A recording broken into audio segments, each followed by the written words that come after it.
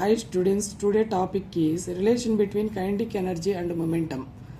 ఈ కాన్సెప్ట్ మనకి ఫస్ట్ ఇయర్లో వర్క్ పవర్ ఎనర్జీ అనే చాప్టర్లో వస్తుంది. కైనటిక్ ఎనర్జీ ఫార్ములా తీసుకోండి. KE is equal to half MV square. Momentum formula P is equal to MV.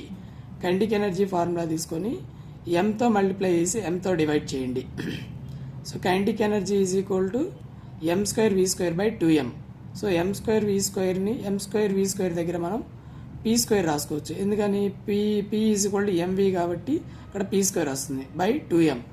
So ఇది మనకి రిలేషన్ అవుతుంది అనమాట. కైనటిక్ ఎనర్జీకి మొమెంటంకి రిలేషన్ అవుతుంది.